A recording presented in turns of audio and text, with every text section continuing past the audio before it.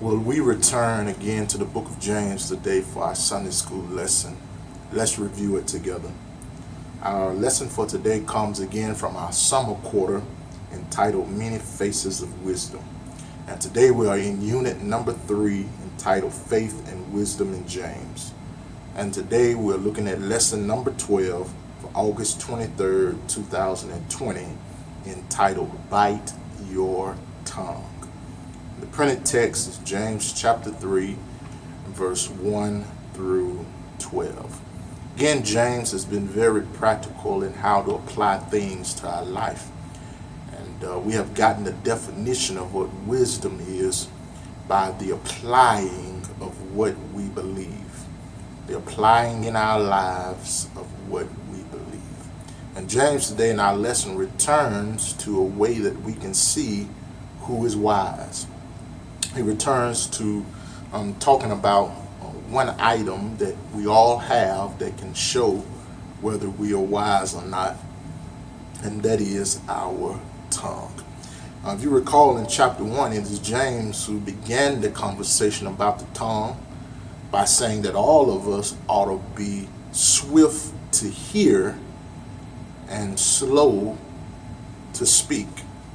It is James who says in that first chapter, kind of setting the tone about the tongue, that we all should be swift to hear and slow to speak.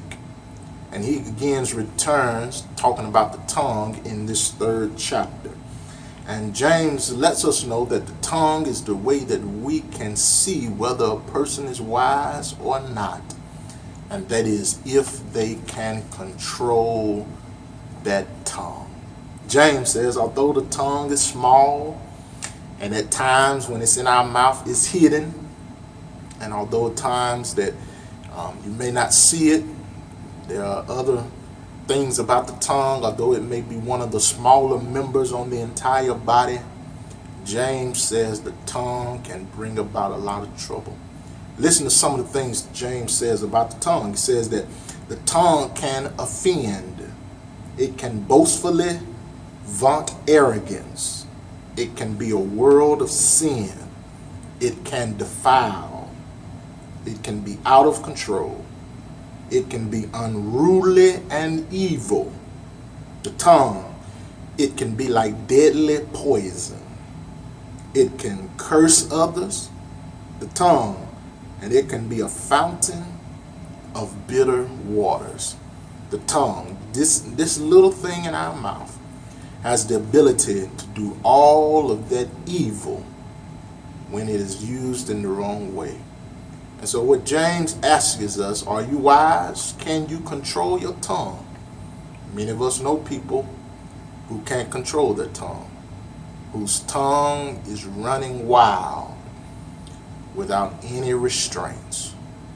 And listen to what James says, because in that third chapter, verse number 10, he says, brothers and sisters, these things ought not to be so. Telling us that a tongue that is not controlled or restrained, it ought not to be. So what is our answer as we conclude our Sunday school today? All of us ought to pray to God for wisdom in using our tongue. We ought to pray, God, at the right time, give me the right words. And at the right time, close my mouth. At the right time, God, give me what I need to say to reply. And then at other times, help me to not say a mumbling word. There are times, God, that I need to say this. Give me the grace to say words like salt that bring life and preserve it. And then there's times, God, that I just need you to help me to close my mouth and let it go. There are times I'm angry, God. Help me to control this tongue. Times when I'm mad, help me to control this tongue. Times when I want to gossip, want to lie, want to say something mean and hateful.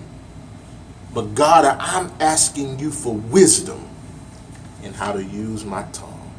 All of us today ought to pray to God that he would give us the wisdom in how to use this tongue. How we can use it to sing blessings, how we can use it to encourage somebody, how we can use it to give him all the praise and glory.